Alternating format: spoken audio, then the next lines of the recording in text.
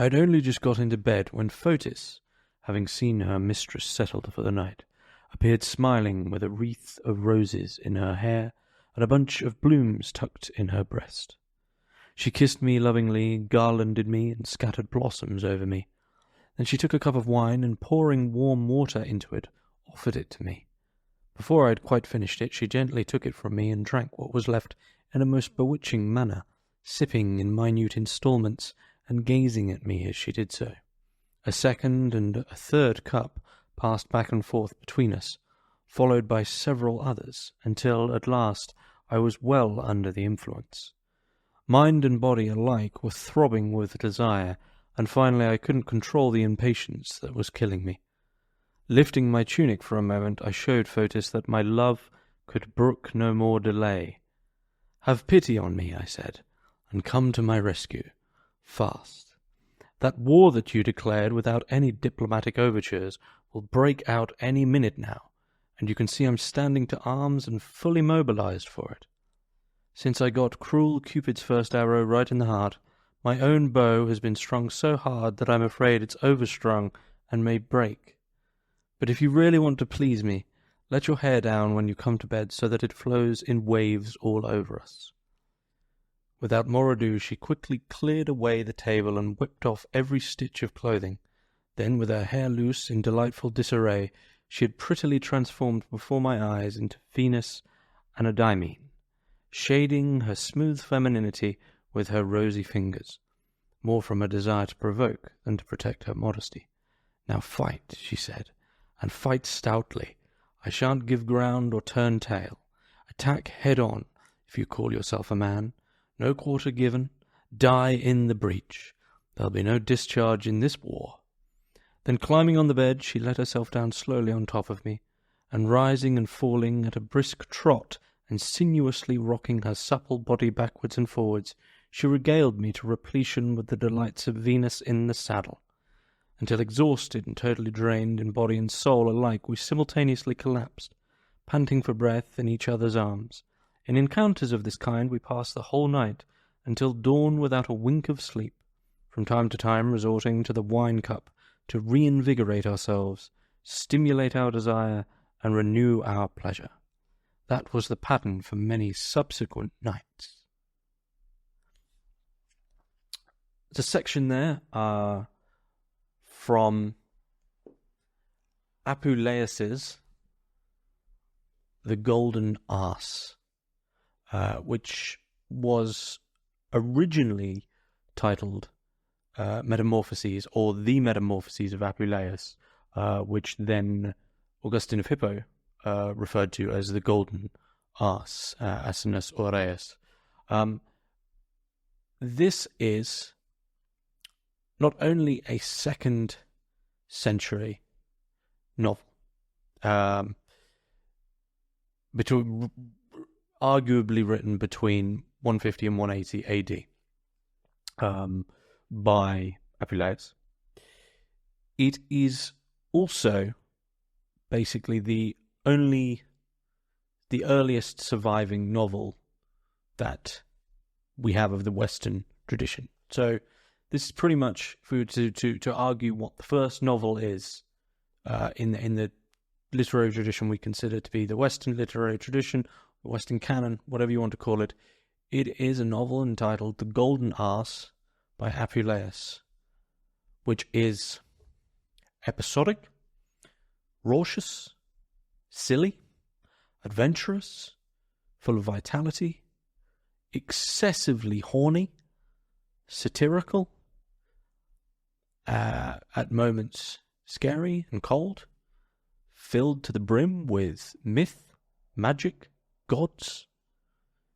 It is quite astounding, really, that this is the first novel of the Western tradition.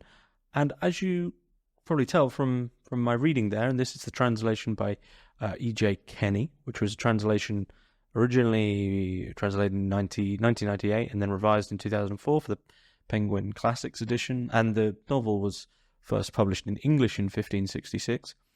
This is an astoundingly modern novel that we might even conflate with almost being contemporaneous. If I was to state what other authors that the Golden Ass reminds me of, the first author that came to mind after immediately finishing the book was Michel Houellebecq, maybe even Charles Bukowski.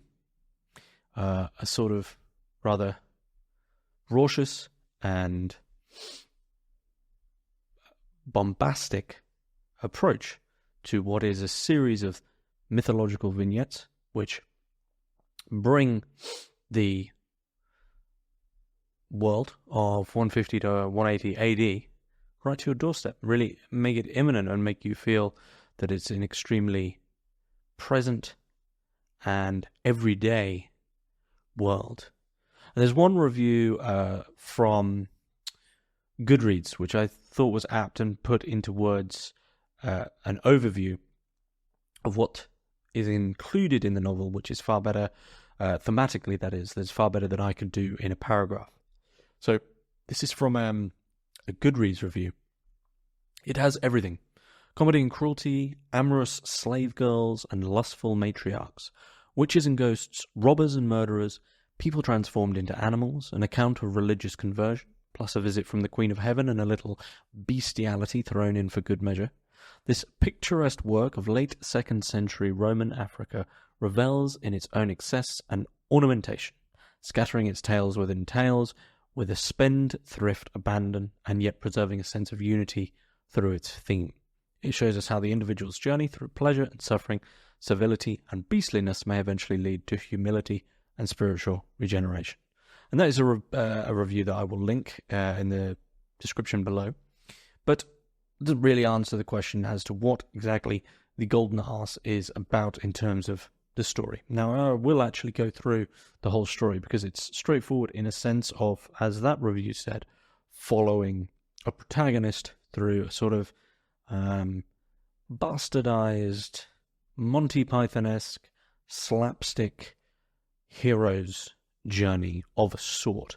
A hero's journey that actually is possibly riding on a foundation which isn't as morally binary as Judeo-Christianity. It's the novel is filled to the brim with the realities of, say, Jupiter, Venus, Cupid, Psyche, Jove, etc. Okay, and these Roman gods are far more human, far more vicious, far more ultimately selfish, greedy, lustful, right? So we can think of a hero's journey that is almost feels like it's a hero's journey through a brothel or something like that.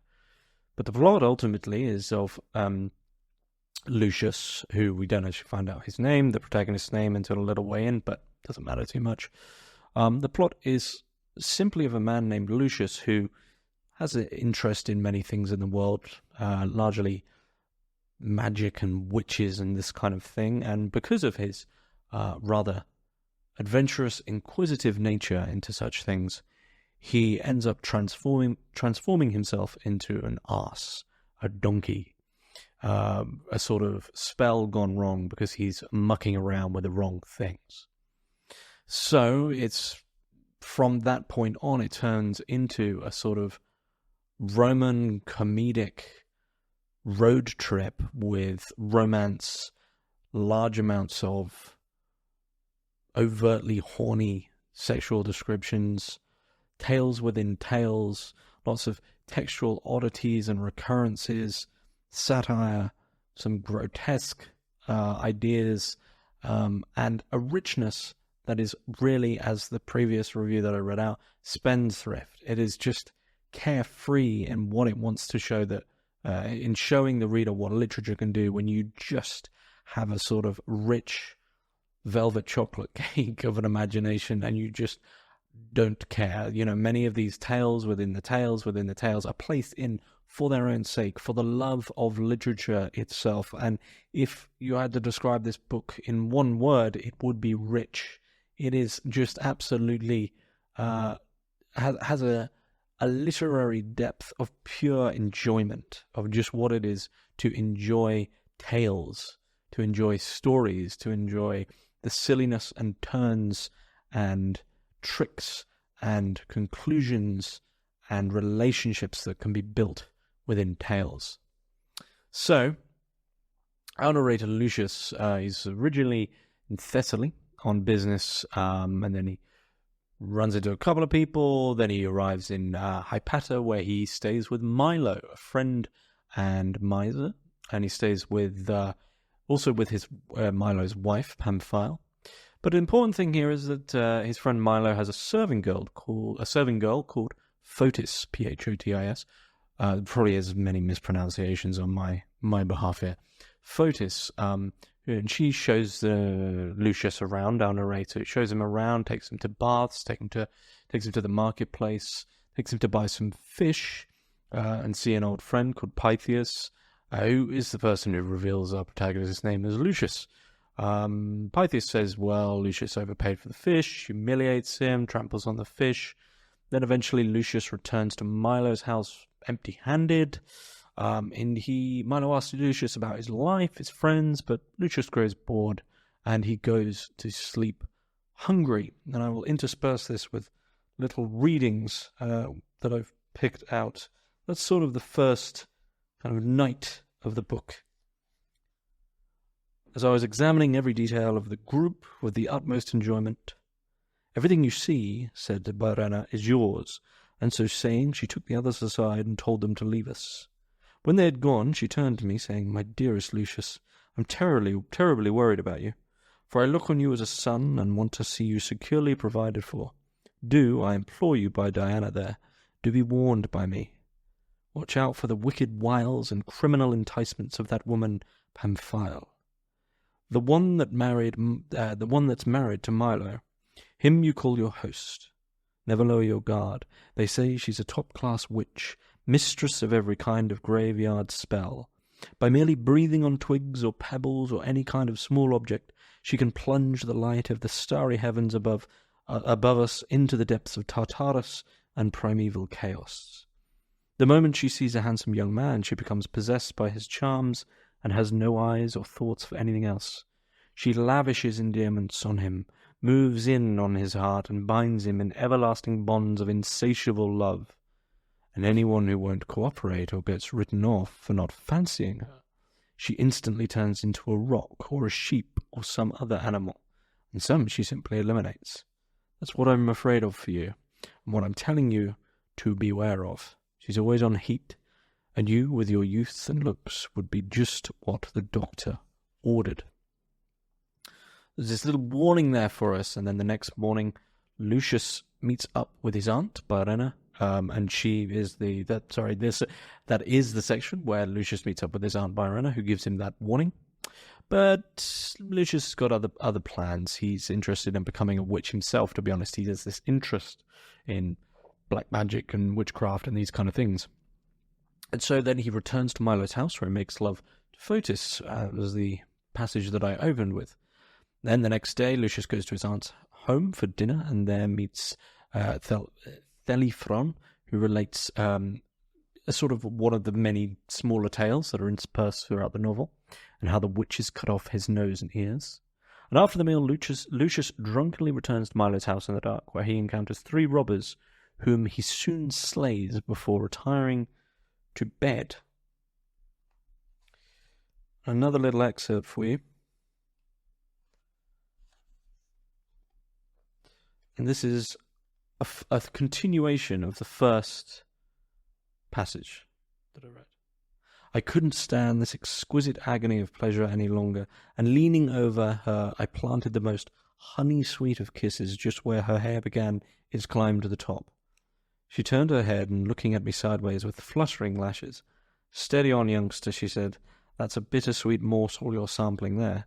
Watch out that too much sweet honey doesn't bring on a chronic case of acidity." "I'll risk it, sweetheart," I said. "Just refresh me with a single kiss and I'm all ready to be spitted and roasted over that fire of yours." And so saying, I hugged her tight and began to kiss her. By now her passion was beginning to match and rival my own. Her mouth opened wide, and her perfumed breath and the ambrosial thrust of her tongue as it met mine revealed her answering desire. "This is killing me," I said. "I'm really done for unless you're going to be kind to me. Kissing me again. Keep calm, she said. I feel just the same, and I'm all yours, body and soul. Our pleasure shan't be put off any longer. I'll come to your room at dusk. Now that's enough. Go and prepare yourself, for it's going to be a non-stop battle all night long with no holds barred. So this is the ongoing relationship between Fotis and Lucius, which can, I think, in a certain sense, as I said about the hero's journey, which is really built on a foundation of perhaps Roman ethics with these this overindulgence, this richness, this vitality, this zest for pleasure and existence and life. This is really built on that kind of morality. And so the relationship between Fotis and Lucius is a sort of example of Roman excess in terms of lust and love, and say like a Cupid's arrow of an overflowing of affection towards one another is given time and time again. After, so as I previously said, Lucius, when he returns to Milo's house drunk, he encounters 3 robbers whom he actually kills before going to bed. The next morning, Lucius he's awoken. He's arrested for the murder of these 3 men, and he's taken to court, where he is laughed at by the witnesses that are brought against him. And they're just about to announce his guilt, with Lucius feeling, obviously absolutely awful and pleading in a rather Kafkaesque manner, which I will get to, when the widow demands that the bodies of the men that Lucius killed the night before are brought out. But when these bodies are revealed, and this is a fantastic little twist just for the reader, when the bodies are revealed, they turn out to be quite literally just inflated wineskins. So it turns out that this whole section has been a prank on Lucius, played by the town, to celebrate the annual festival of laughter.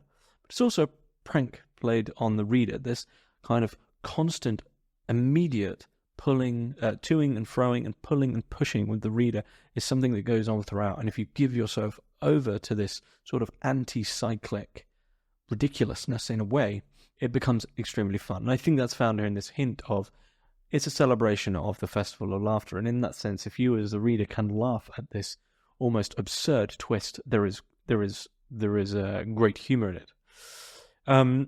Later that day, however, Lucius and Fotis watch Milo's wife, Pamphile, perform her witchcraft and transform herself into a bird.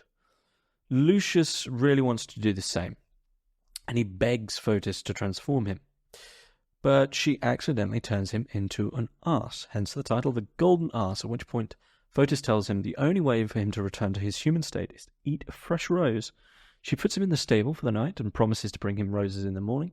But during the night, Milo's house is raided by a band of thieves. They steal Lucius, who is now a fully transformed arse, a donkey, and load him up with their plunder, and they leave. The battle lines were drawn up. First their commander and standard-bearer charged me with all his strength, and grabbing me by the hair with both hands and bending me backwards and going to brain me with a stone. But while he was shouting for somebody to give him one, I ran him through with certain aim and left him for dead. Then second, who was clinging to my legs like a limpet, I accounted for by a nicely judged thrust between the shoulders. And the third, as he ran headlong at me, I transfixed through the chest. So as defender of the peace and protector of my host's house and of the common safety, I thought that, so far from being punished, I would be publicly commended. For I've never before had even the most trivial brush with the law. I've always been highly respected in my own city, and reckoned an unblemished character the greatest of all blessings. I am at a loss to understand why I am now arraigned like this as a criminal for the just vengeance which I was impelled to take on these abandoned ruffians. Can anybody show that they were personal enemies of mine, or indeed that I ever set eyes on them before, or if greed for gain might plausibly have induced me to commit so heinous a crime, where are the profits from it? Produce them if you can. So that is amidst this and the reasoning for after the killings of the inflated wineskins. But we move forward and then into Lucius. Really, I will just finish up the plot and then just go into more of my thoughts. On his break in his journey with the bandits who have stolen him after the raid on Milo's house, Lucius the arse trots over to a garden to munch on what seems to be roses, but they're actually poisonous. He's beaten by the gardener. He's chased by dogs. The thieves then reclaim him, and he's forced to go with them. They talk about how their leader has been killed while dressed as a bear. The thieves also kidnap a young woman who's housed in a cave with Lucius the Ass. And then eventually the thieves begin to tell her the story of Cupid and Psyche. And Cupid and Psyche then quickly goes into an actual... The book itself is split into 11 books, and I think 2 of them, or 2.5, is quite simply this story of Cupid and Psyche, put in very sort of ham-fistedly, to be honest, but it's for its own sake. It's for the sake that Apuleius clearly just wants to tell this story, and this is, as far as I'm aware, this is the version of Cupid and Psyche as a Roman tale that many scholars go to. This is a very complete version of the tale. I won't go into it here. There's about 2 of the books, and I think about 20% of the book is this separate tale, Cupid and Psyche, the structure of which is fractal-like in nature, in terms of very much that it's a story, that the structure of one story is within the structure, if you see what I mean. So there's a sort of jokey Roman recursion. Once again, a sort of excess of a textual fractal, if you like, that's just ongoing and allows you to laugh at the ridiculous of this scene of this woman who's been kidnapped, and the thieves telling her the story of Cupid and Psyche to her and a man who's been transformed into a donkey. And then a man appears to the thieves and announces that he is the renowned thief Hermitix the Thracian, who suggests that they should actually sell these captives. Hermitix later reveals himself secretly to Charit as her fiancée and gets all the thieves drunk. When they're asleep, he slays them all, and the 3 of them escape back to the town. Once there, Lucius the Ass, our protagonist, is entrusted to a horrid little boy. A very funny scene with this little boy who torments him, but the boy is later killed by a she-bear, and enraged, the boy's mother plans to kill Lucius. So eventually someone arrives at this mother's house, says that Charit, who Lucius was originally with, is also dead. After hearing the news of their master's death, the slaves of this household run away, taking Lucius with them. This group of slaves is then mistaken for a band of robbers and attacked by farmhands of a rich estate. Then there's just constant, more and more misfortunes, pushing, pulling, with Lucius the Ass digressing between tales. And there's a lot of the book is this constantly. You need to be ready to just be like thrown into a tale for the sake of an enjoyment of a tale. He's eventually sold to a Gaulish priest of Cybele. He's entrusted carrying the statue of Cybele on his back while he follows a group of priests around who perform ecstatic rites in the local farmstead and estates. And while engaging in lewd activity with the local boy, the group of priests is discovered by a man in search of a stolen ass who mistakes Lucius' braying for that of his own animal. The priests flee to a city where they were received. They are preparing to dine when the cook realizes that the meat that was served was stolen by a dog. The cook, at the suggestion of his wife, prepares to kill Lucius in order to serve Lucius's meat instead. This speed of which this is happening is very much what the novel is like. It's bang, bang, bang, digression, vignette, event, with a sort of almost circus-like pirouetting feel as you move from story to story. Lucius escapes with an attack by rabid dogs, and the men barricade him in a room until they believe he's no longer affected by the dogs. The band of Galli eventually pack up and leave. They are accosted by an armed troop. Lucius sort of bemoaning his labour as an ass. He is a donkey at the end of the day. Also realised that this state has allowed him to hear many novel things with his long ass ears, which he refers to a few times. He's auctioned off to a farmer, which we then have the tale of the oppressive landlord. The farmer assaults a legionary, makes an advance on Lucius. He's found out in jail. Lucian comes into the legionary's possession, where we are recounted the tale of the murderous wife. He's insulted 2 brothers, who treat him kindly. Then, when they go out, Lucius is naughty and he eats their fill of their food as their cooks and confectioners. And again, he is sold, and he is taught many amusing tricks. Rumors spread regarding Lucius the Arse's tricks, and he becomes kind of famous to the Arse as the Arse and his master. And a woman is so enamored by the sideshow that she bribes his keeper and takes Lucius the Arse to her bed. Lucius is then scheduled to have sex in the arena with multiple murderers before she is to be eaten by wild beasts. This is then the tale of the jealous wife. After an enactment of the judgment of Paris and a brief digression on philosophy and corruption, the time comes for Lucius to make his much-anticipated appearance. At the moment he decides that copulating with such a wicked woman would be repugnant to him, and moreover the wild beasts would likely eat him along with her, he runs away to take a nap on a beach. He wakes up in a panic during the first night of the watch, basically at this point considering fate, as in the very much sort of a capital F Roman god or goddess, fate, to be tormenting him. And this notion of gods quite literally playing roles is very important for the whole book. He takes an opportunity to purify himself via immersion in the sea. He offers his prayers to the Queen of Heaven for his return to human form, citing all the various names for the goddess, Venus, Ceres, Diana, etc. And the Queen of Heaven finally appears to him in a vision and explains to him how he can be returned to human form by eating the crown of roses that will be held by one of her priests during a religious procession.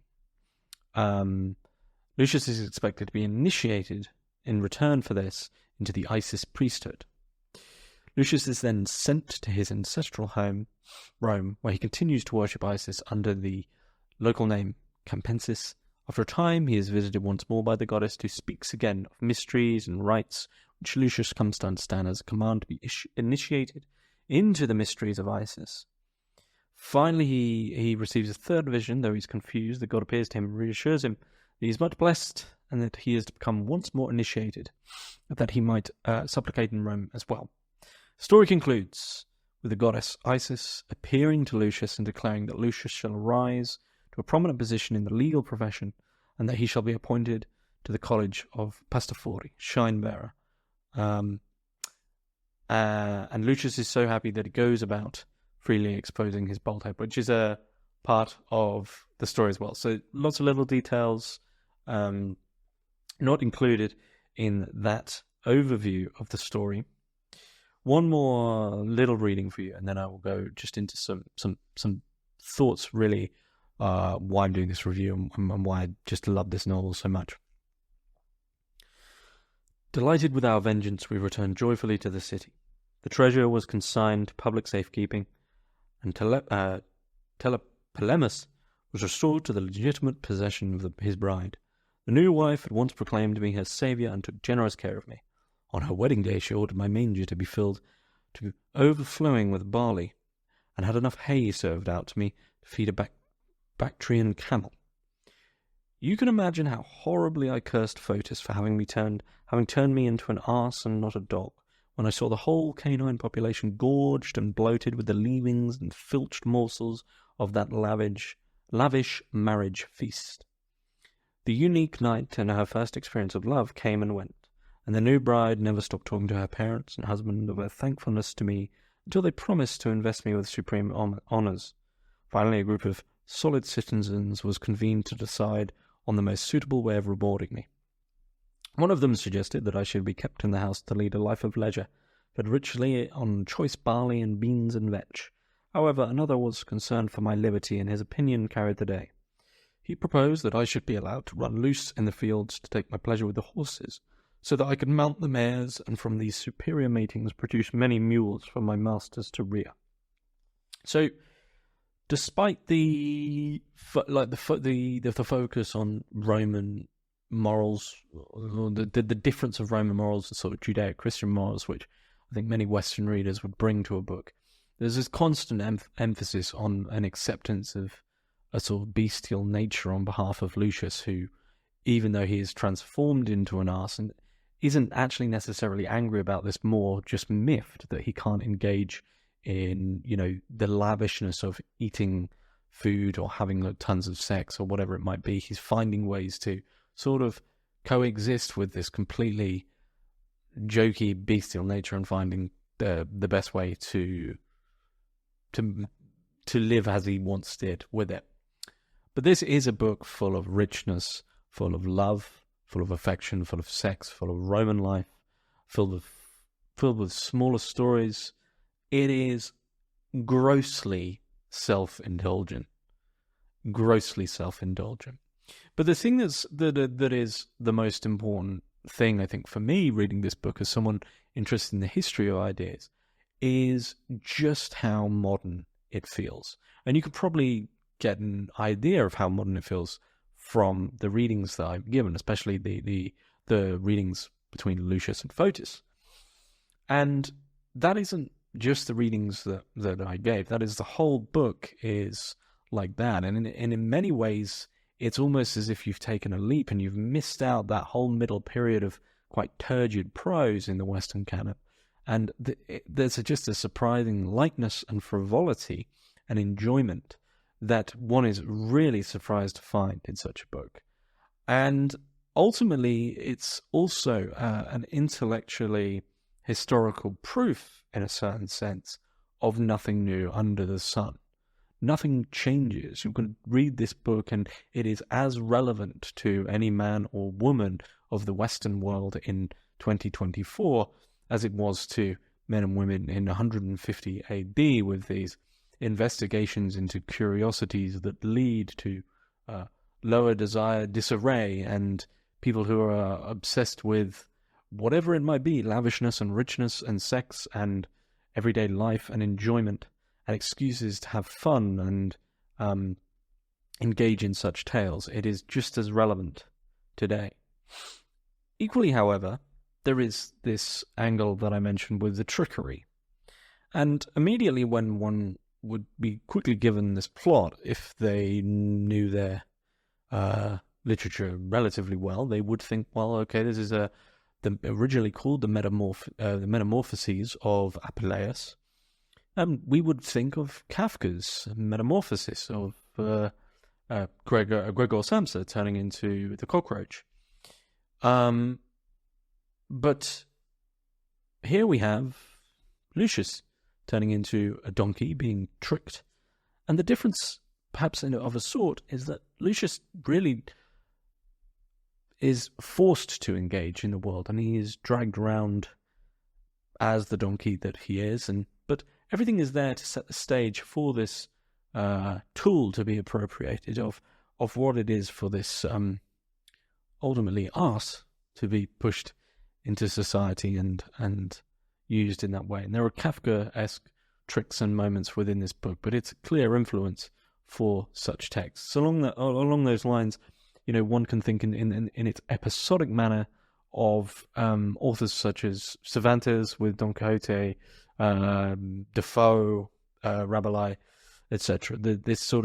These mythological tales and vignettes, extremely fun, and just an absolute joy to read. I mean, I read so much pessimistic and sort of cynical, so many cynical books, and especially modern books on this channel. This is one of the more contemporaneous books I really feel I've read for a while, because it's engaging only with its own love of what it is to write and to tell stories. That's that feeling and flow and rhythm and temperament of an oral tale, compacted and given in such a way that it's just an absolute delight to read, with at the same time the very content of it being funny, being hilarious, and a casualness. I mean, Socrates turns up very early on in the book, and the narrator, who sort of, I believe, if I'm remembering this right, knows Socrates and says something along the lines of,